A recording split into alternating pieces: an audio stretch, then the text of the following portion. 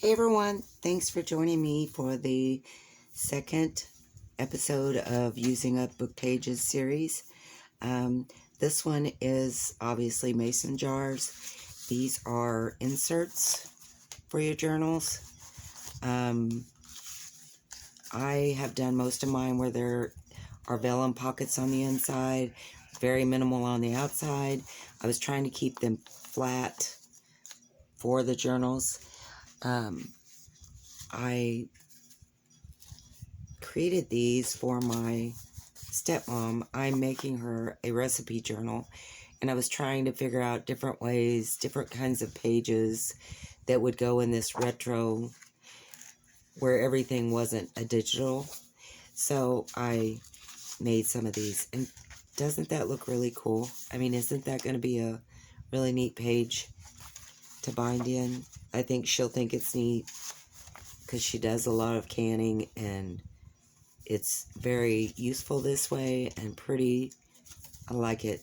So I made some that were also, this one I do in the tutorial. I didn't finish it in the video. I'd done this one off camera as I was adamant I had to have cork for the top, for the lid, and I couldn't find mine. The Dollar Tree has sheets of this cork.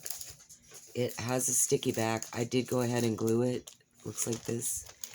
I did go ahead and glue it so that it's sure to stay, but I thought this was more, the cork reminded me more of the old-timey drugstores that would have the candy jars sitting on the counter, and I don't know. This one I did as just a page insert. I'm sorry, a pocket insert, but she can still write her recipes and things on the back. I think that'll look really neat. And then these, I put the old-time recipe retro-looking cards in. I've done different kinds of paints on these, different kinds of, this one is Mod Podge, this one is PVA glue and water. My mix is kind of 3 to 1, 3 parts glue, 1 part water. I like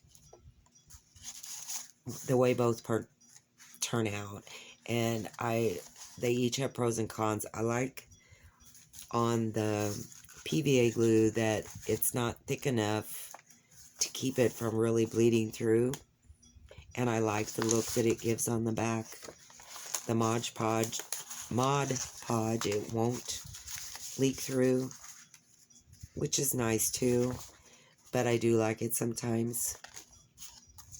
And I like the I can't say it. I like the Mod Podge because it kind of gives it the glassy look as a jar would be. But anyway, and this one also I'll do in the tutorial. And this one is showing that the top doesn't have to be painted like the rest. This is scrapbook paper. These, I decided I was going to do like a writing card. I thought if you had really cool handwriting, you could put recipes and then make the lines on it where they could make it as a recipe card. This is back to some packaging. This was me playing with trying to actually use fabric. So I was going to show you how I did these really quick today. I've done different ways, and I have kind of learned that if you use pinking shears on the lid, it looks like a jar lid more to me, like on this one. I put a little, you know how back when, I can remember my mom getting jam and things from people for Christmas, and it would have a little tag to and from. So that was the reason I put that there. This one has little vellum pockets in it too. I haven't put anything in it yet. And then this was my first try at doing the fabric, and I haven't completed it, but I backed it to packaging as well. I'm going to tell you real quick how I did it, but I'm not happy really with them. I think if you were an actual sewer or crafter, like you made craft items, it would be better. I'm not. But what I did was I took my book page and cut out the jar. This is just one page, and I'll show you how I cut those out. There's a couple different ways that I did it. But after I cut it out, I glued it to the packaging, and then I took a piece of that fabric, and they're squares, and just put Fabri-Tac and laid around the edge, kind of, you know, bunched it in. And then you can use cotton, or I actually had some of this fiberfill, and I just put a little bit, just enough to make it, I mean, it's still really flat, see? Just enough to give it some dimension. Put that in there, and then I run a needle through, you know, in and out, and pulled it to kind of give it the bunched look. And that is how I done those. I don't know. I'm not real happy with them, but if you were good at that kind of thing, you could, wow, you could do all kinds of things with it. The labels, I got those from Pinterest.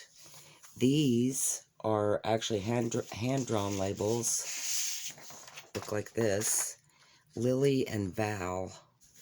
That shows what those look like. Anyway, I hope you like them. Please don't forget to subscribe so that as new videos come out using up book pages, you'll be notified. And I hope you make some, because they are super fun, super easy. All right, so let's start making these. I had got this tracing paper from Amazon, and I guess I didn't pay enough attention to learn that it was pretty much like tissue paper. I was wanting it to be thicker because I was going to make, you know, pockets on book page to put things in, but this is just too thin. It'll tear. So I've been using it for decoupaging these. You could also use tissue paper, and I thought a really neat idea, especially, you know, Halloween. I know that a lot of tissue paper, there are kinds that have candy on them and candy corn. Wouldn't that be cool to decoupage on here and it looks like a jar full of candy or candy corn? So the first step was that I got my book pages, and it's easier if your book pages are connected.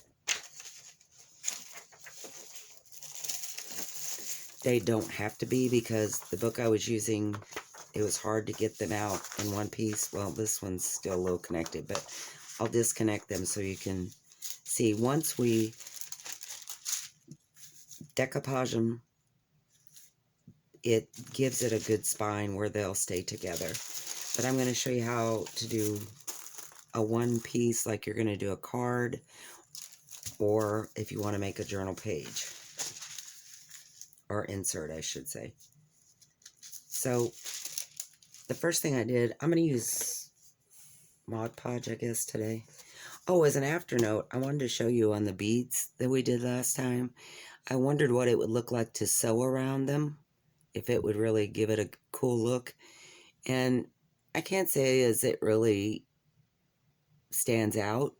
I do like it, but I think for the extra time, it really doesn't add that much to the bead. So anyway, that's just a thought I had. So I'm going to use Mod Podge on this one. So I paint my book pages first.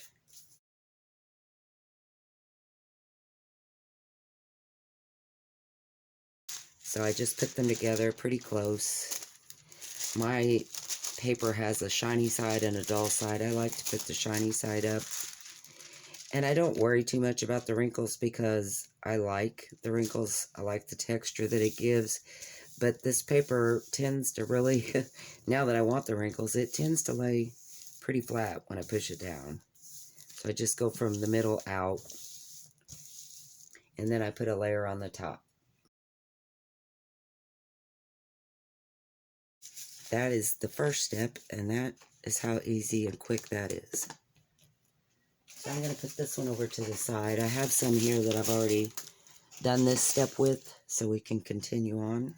These are the ones that I have already done. Actually, I wanted to do another one like this, because I was thinking the gumballs are so, the dots are small.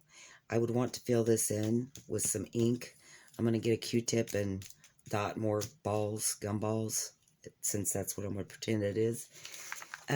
But I was thinking, before you decoupaged it, you could cut some, you know, like hole punch some different colors and lay them on this. I'm going to do it. Let's just do it real quick. Okay, so these are the colors I found. Some bright colors that I'm going to add to this. So first, I'm going to Mod Podge it. So I'm just going to random punch out some holes.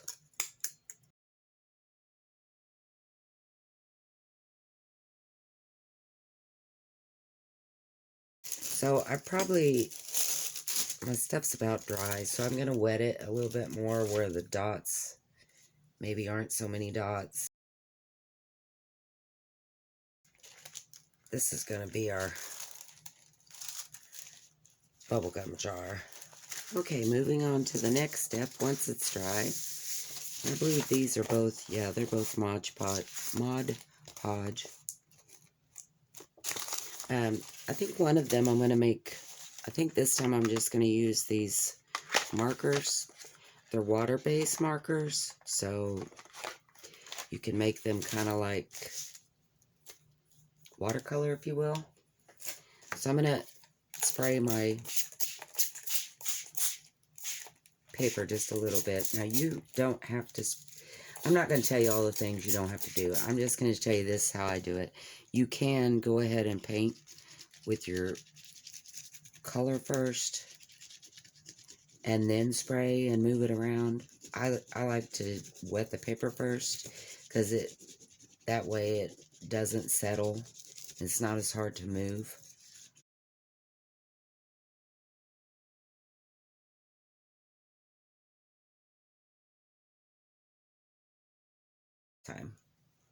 So that is all you have to do with that.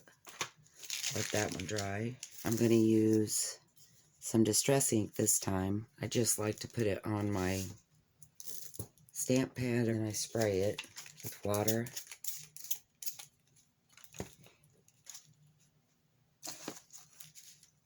And just rub it on. I think I'll leave the top and we'll either color it later or put our scrapbook paper on it. So these two are already dry. This one I used Mod Podge. I don't know if you can tell, it's a little shinier. And this one I used PVA glue and water. So now we're going to punch our lids. And you can do this a couple different ways. I mean, you could do it with just scissors if you had and do your little moon shape. You could also, and the reason I'm folding this over is where it would be even. The neck of it would be even. But you could use a hole punch like this. And, well, let's just do one. And I'm folding it over because I'm not good at measuring. So just put it about halfway. And there's your top of your jar. If you're going to use what is this, a letter punch? Letter maker? Envelope maker. Thing to remember on this is the hole here is your little punch is going to be just right even with it and a little above. And I've kind of noticed on these, if I put the top of my paper at 2, it usually gets it right in the middle. So I'm just going to punch that, flip it over, put it at 2, and do it again. And then that's the top of your jar. So you can just take your scissors and cut straight up, which I've done on a lot like this one. Like this one, that's what I did. I just cut straight up and then I rounded the corners. But I learned that later on, I like to use the pinking shears because it kind of looks like the ridges on a mason jar lid. So I'm going to use my pinking shears, and I'm going to just hold the pages together, put my scissors right as close to that indent as I can, and just cut up.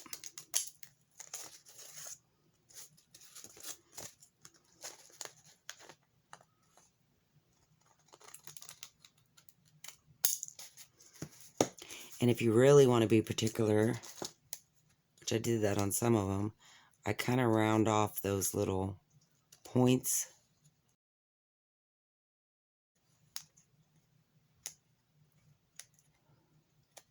Probably really doesn't make any difference, but I like it better that way. Now I'm going to cut part of this off. I have too much lid, in my opinion.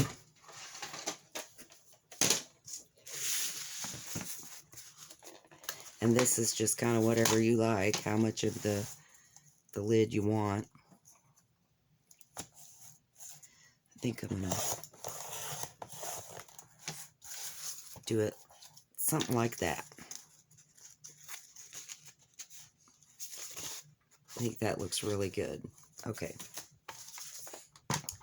This one, it's kind of hard to tell till I do this step how much I need to cut off, to me.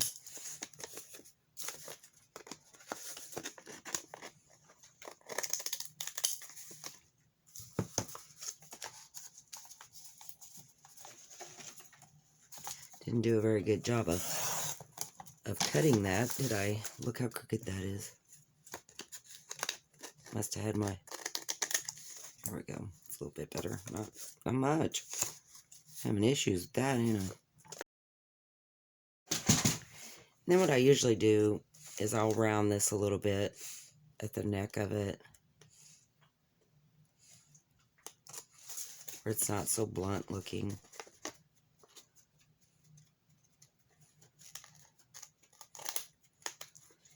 And like I said, I usually take those tips off because I think it looks better if they're not so pointy. Like that. And then, when you use your envelope maker, you don't have to round the edges. It automatically does it. This one I had to round it because I used the hole punch. So, it's whichever you prefer. Now I usually round the edges.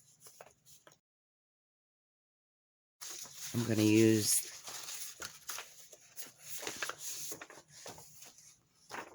use my little grape one from Lily and Bow. These are the Pinterest ones again.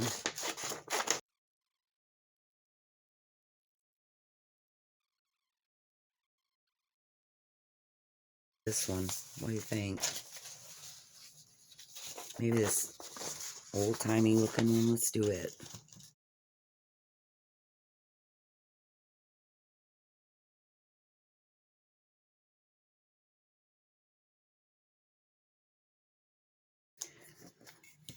I'll also ink around the jar too. I really like that older looking. I mean, like, maybe this is like antiseptic or something. You wouldn't probably want to eat whatever's in this jar. This is how I do it. I'm sure there's an easier way, but this was how it was easy for me. So I go ahead and wrap it around both sides.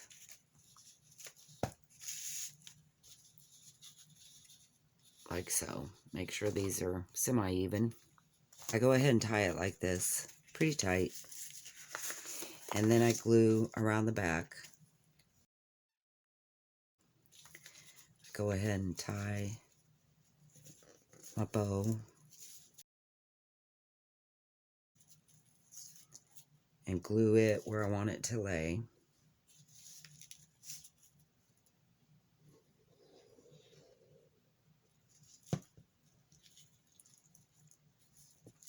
Keeping it taut across, even if it sticks out a little on the sides, that's okay.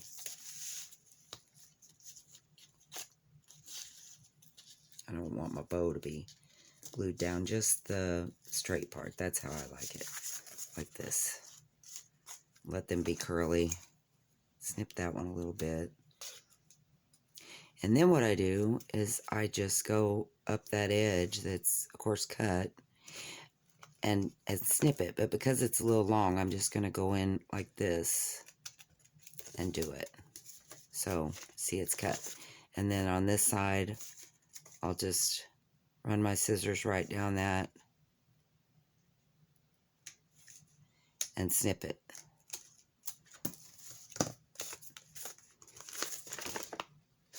And then it's on both sides and it's even. That's how I do it. You don't have to, I'm not going to tell you all the things you don't have to do. You already know. But anyway, that's how I've done the strings.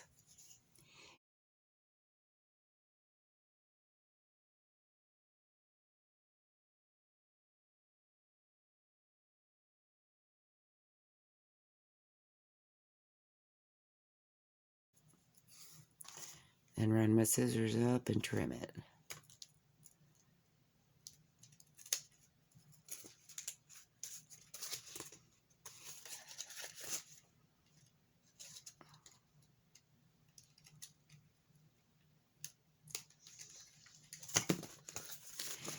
The inside, of course, is up to you. I am going to put vellum so that I can have pockets to add recipe cards or recipes or whatever. That is the gist of how to make them. Lots more embellishing you could do on the outside. I'm trying to keep mine a little simple. Like I said, I'm going to be putting them in her journal. Some of them, not all of them. But I'm going to put them in the journal.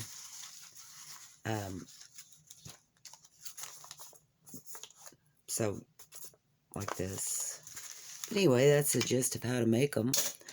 I'm sure that you can come up with lots of ways to improve on this, and I would love to see pictures of what you do. If you decide to make these, please do, because they're a lot of fun. They're super easy. I forgot to show you how to make a little one. The little ones are just one page, like this, folded in half. Same thing, you do all the steps, you paint it, do everything, then fold it in half and cut, and it'll be like that. And it'll make a small one just like this. You can make it whatever size you want. But that is how the little one was done. But yeah, show me pictures of what you've done. If you like this, please let me know. Give me a thumbs up and subscribe. And each time I come up with a new part to the book page series, you'll be notified and get to check that out. Anyway, thanks again. Sorry, my dog keeps hitting my camera. Thanks again for watching, and hope to see you next time. Thanks. Bye.